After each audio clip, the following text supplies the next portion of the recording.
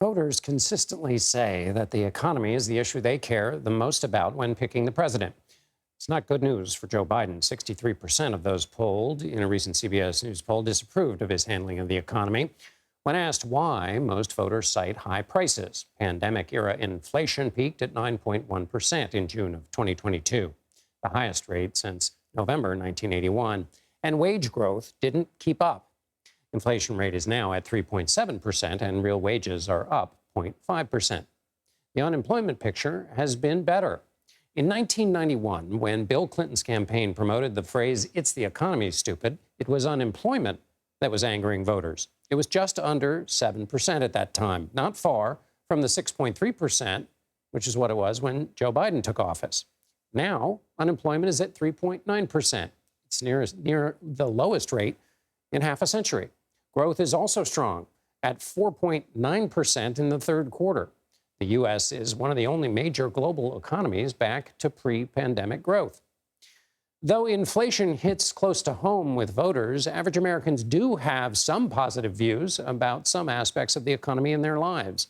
Job satisfaction is at the highest level in almost 40 years, as the tight labor market allowed for a great reshuffling of workers to careers they enjoy more, had better wages in those careers, and were closer to home. But voters have a very different view about the national economy. In a CBS News poll conducted last week, a majority viewed the economy as bad. Voters surveyed by CBS News in another poll this fall also reported feeling more like they're barely surviving or not meeting expenses than they did in the pre-pandemic age of 2019. To examine the human experiences behind a wide variety of economic views, Lana Zak went to Baldwin County, Georgia, to talk to voters about how they experience the economy every day. We're doing a 250-point checklist on the truck. High beams, low beams, perfect. We walk around the truck, we make sure everything is on. Barry Muschewik makes his living inspecting fire trucks in Baldwin County, Georgia. Tell me about how the economy feels to you right now. I wouldn't say it's great. I wouldn't say it's bad. I'm doing all right. I mean, I'm living, so that's a good thing. When you are going to the polls, what are the issues that are going to be most important to you? Economy, wages for the middle class people. You know, a lot of people are actually doing okay if you look at statistics, but there's this feeling like the economy isn't okay. Yes. What's that about? And I see other people struggling, and I feel sorry for those people. But I mean, it's what you make of it sometimes, I think. Baldwin County was split straight down the middle in the 2020 presidential election. Joe Biden won with about 1% margin of total voters. Do you have data questions? Dr. Caroline Folan studies historic trends in the economy. Does anyone have research questions? On a scale of 1 to 10, how's the economy doing right now?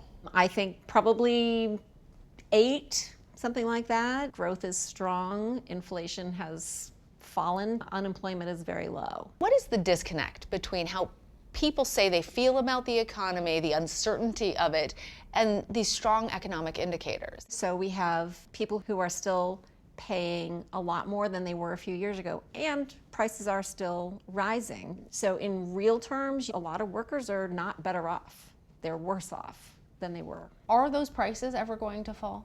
No. I mean, you might see egg prices fall, but they're not going to go back to $1.50 a dozen. This area was once home to the country's largest mental health hospital, but when it stopped accepting patients in 2009, people lost their jobs. Today, just about 25% of the population lives in poverty. Unemployment here hovers around 5%. You have a lot of thriving households, two-income families, and then you have elderly, widow, single income. They're making it, but I wouldn't say that they're thriving. Carlos Tobar is the county manager. This year, he's overseeing $20 million in grants, federal and state money, $5 million of which from the Biden administration's bipartisan infrastructure deal. But this is part of the process. You know, a neighborhood doesn't come back overnight, and you're going to have some blighted houses in the midst of these houses that have been remodeled, and you just slowly whittle away at the problem. This is your pride and joy, you say? It is This beautiful. Thank you. That federal money helped Mary Jackson make repairs to her home. They had to completely take out every bit of it and the wall and all. Mary's home is filled with photos of her children, grandchildren, and great-grandchildren, and it's also filled with political memorabilia. What are the issues that are most important to you? The economy is the number one. Where do you feel it the most?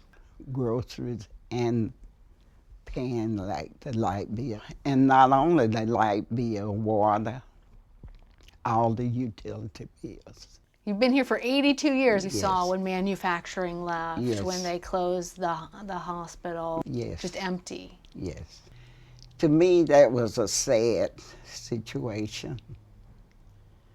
But I had to do a lot of praying, and that helped me.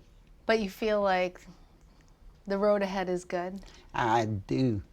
I just know the road ahead is good. Lana Zak, CBS News, Baldwin County, Georgia. All week long, CBS News will be taking a look at the issues that have been raised on the campaign trail, from the economy and immigration to issues of democracy and other social and cultural issues, including abortion and transgender legislation. You can stream our reports throughout the week.